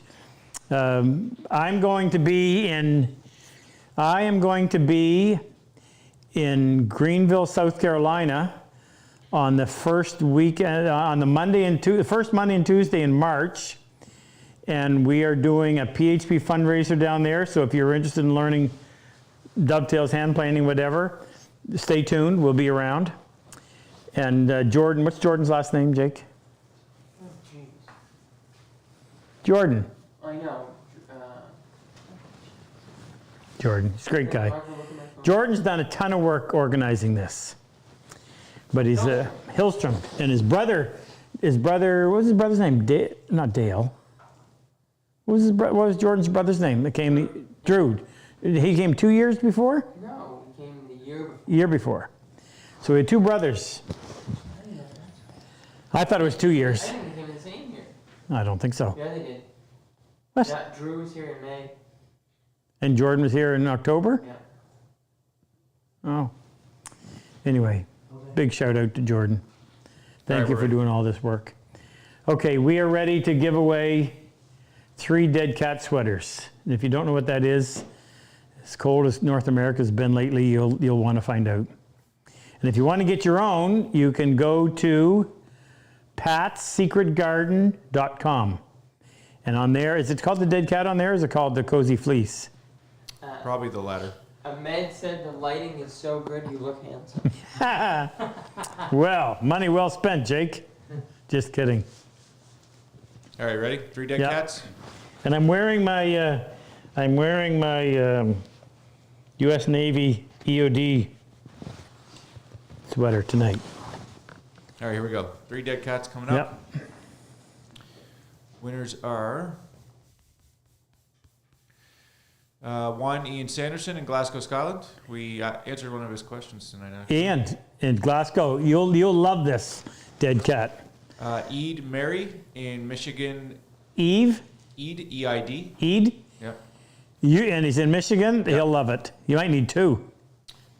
And the third one is going to Andrew Ethier in Orangeville, Ontario. Yeah, Andrew in Orangeville, you'll need it. No, they were well placed. All right, so we're giving away 16 of something, right? Are we going to do dovetail saws? Huh? Well, should do a couple. What should we do? Do one off your top 10 tool thing. Do one of each. Top 10. Oh. That was a bench. Oh, sorry. Yeah, be quiet, Ken. Let's do, let's give away all dovetail saws. That's what we're famous for. If they already have a dovetail saw, they can pick a different one. Okay. Back or... Okay. All right, so here's what you get to choose from. A dovetail saw, a joinery crosscut saw, a medium tenon saw, a tenon saw, a bench crosscut, a 3/4 dovetail, or a 3/4 crosscut. Actually, we can include the panel saws too. Or a rip panel saw or crosscut. So you have a choice of 9 different saws to choose from. That's a good whoever did that. So let's do them one at a time, Frick. You got 16 to do. Okay. Holy smokes. It's going to pick 8 at once, but I'll go down one at a time. Okay. All right, here we go. The first 8 winners. Oh, I got to switch my screen here. All right, here we go. First one is Ray Willoughby in Wisconsin. Ray in Wisconsin. Congratulations, brother. Number 2 is another Ray Chaplin in Vermont. Ray in Vermont. No. Third one is Sam Coop, Williamsport, Pennsylvania. Sam. Number 4 is Anthony Steventon in Nova Scotia, Bridgewater. Anthony, Bridgewater, close by. Number 5 is going to Jim Pearson in Hawthorne, Florida. Jim, Florida. Number 6 is going to Daryl Brook in Australia. Daryl in Australia. Congratulations. Number 7 is going to Jim Christmas in Long Beach, New York. Jim in New York. Congratulations. And the 8th is Andrew Klug in Ontario, Canada. Andrew, another Canadian. Congratulations. All right, we're going for another 8 here. more. Here we go. Biggest prize You giveaway give them the ever. odds. The what? Oh, the You give odds? them the odds. No, I didn't. Okay, first one, Joe Bright in South Carolina. Attaboy, Joe. That gives a 2 thumbs up to Joe. Number 2 is Mark Espinoza in California. Hey, Mark, I know that name. Congratulations, Mark. Number 3 is Jeffrey Novak in New Jersey. Jeffrey in New Jersey. Number 4 is Mark Corniglio in Vancouver, Washington. Mark in Vancouver. I've talked to Mark. I used to live in Vancouver, Washington. Number 5 is Robert Romero in California. Robert, congratulations. Number 6 is David Van Dyke, also in California. David, congratulations. Number 7, Mark Archer in Leicester, UK. Ah, Mark, across the pond. Congratulations. And our final winner of the evening, David Rose, somewhere in the United States. Doesn't say where exactly. David, Rose. congratulations. Now, you folks, it's your job to contact Gina. Support at RobCosman. Support at RobCosman.com. Tell her which saw you want, and give her your address and all the rest of that stuff, and we can get all that stuff out within the first 2 or 3 days of next week. So I owe a huge thank. We still got 5 minutes. You got any more questions come in? I wasn't paying attention to the Thanks, chat. Santa Claus. Yeah, I'm going to do that. But any more vets to say hello to, Frank? Ken? Frank? How did I get Frank out of Ken? Nathan No more? Hoffman from class 29 checking in. Who? Nathan Nate. Hoffman. I don't know if he was a vet, but he was in No, class 20. Nate was. Nate was in the class with John and Dom. And Ah, Nate. Oh, I got to say hello to Dom. So last weekend in where was I? Florida. John Hayes, the famous John Hayes, severely wounded, Navy, I said it again, Marine EOD, did one of the best dovetails, and considering his blown up body, fantastic. And John works as my assistant every time I'm in Florida, and he's a fantastic help. The students said, wow, that guy's really good. And Dom came. So Dom was in the class with John. They were both Navy EODs. I said it again, Marine EODs. And they both actually were at Walter Reed at the same time. John was in Walter Reed Hospital for 3 years. Wow. And Dom was there and great help as well. It was wonderful to see him too. Dom's an exceptional craftsman. He's made a lot of stuff. He's one of the guys that has really taken this by the horns and done something with it. So Mike Miller's up Mike is also known as the father of Tori. She had good dovetails, brother. Anyway, so big shout out to John. Huge thank you, John. You'll be seeing more of us. I'm going to get John to come up and be my assistant for one of the classes. And no other questions, Frick? No. Okay. Santa Claus, how can I thank you? But you know what? I know the type of person you are. And everybody should, I try to tell people whenever they ask, I said, you know what? You can never outgive God. Not that you shouldn't try, but you can't outgive God. The more you give, the more you receive. We are here to take care of one another. So use what you're given and freely, remember this, freely give and graciously receive. And, Santa Claus really put that lesson in such a way that I picked up on it. And it's just, you want to discover happiness, go out and make somebody else happy. You forget about your own problems as you see somebody else have theirs alleviated. Can't wait for the Purple Heart Project to start again. Thank you to all the people who participate. I think of Gina, who takes care of the vets with their tool purchases here, and they love her. And Anita that comes up, her cooking is the reason they come to the workshop. I'm just the afterthought. My wife, Jake's wife, my daughter, Erica. Frick, are you in there? Well, it was Frick's wife you just mentioned, so at least my name is there. Okay. Frick helps. Ken's there to spot me whenever we have to take off for therapeutic hockey. A lot of people participate and make it a wonderful program. By the way, I forgot to mention that. There's still room. The April class filled today. The October class is already full. So there is room in May, June, and July, as well as September. So there's 4 classes there's still room in. If you want to have a woodworking experience that will literally change your life, not only will your skills improve, I tell people we can catapult your skills 5 years ahead of where you can get on your own. But being here in this environment with these soldiers will literally leave a lasting impression on you that you will never forget. And it's just awesome. So there's room if you want. Your tuition includes all of your meals. We run the class from about 7:15 in the morning till 10 o'clock at night. We start on Monday morning, we finish on Saturday night. We have local Airbnbs. There's a hotel that gives us a great rate, 12 minutes away. There's local Airbnbs that are even closer. So everything's here. Everything's here that you need. Come join us, you'll love it. Thank you for all the people that have helped. Appreciate all those of you who have donated tonight and continue to donate and help us run this program. It's our program, it's not mine, it's our program. And these guys deserve it. You have a wonderful couple of weeks and we will see you shortly.